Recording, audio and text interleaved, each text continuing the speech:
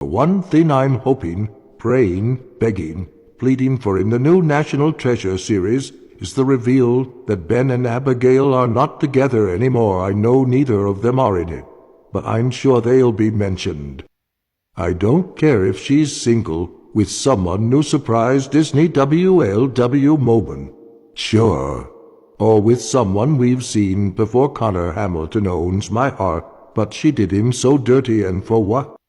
But also she and Riley have excellent on-screen chemistry, and he was really into her in the first film, only to have Ben just claim her, and she was not in a position to reject him, i.e. being held captive and surrounded by trigger-happy career criminals. She and Ben should not have gotten back together in the sequel. I'd debate that they shouldn't have ever gotten together in the first place, but being held captive by crazed bad guys and almost falling into a bottomless pit while finding the discovery of a lifetime will do stuff to your head. Fine. Okay.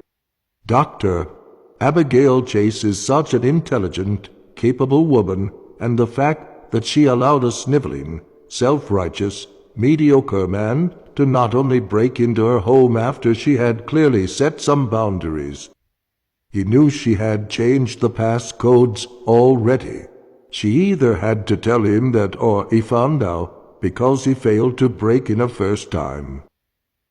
But then to help him on a self-serving quest to protect his long-dead family, while putting the lives at risk of literally everyone he has ever been shown to love or care about, including Abigail and her job that she worked so hard for.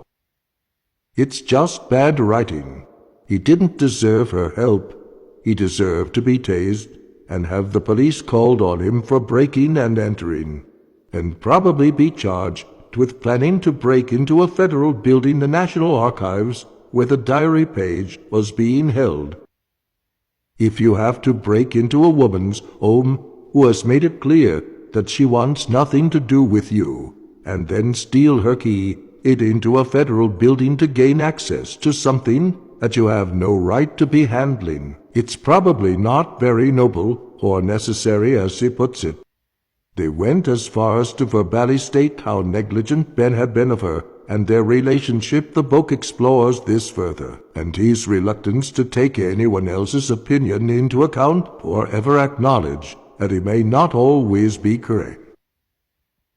And his reluctance to take anyone else's opinion into account or ever acknowledge that he may not always be correct.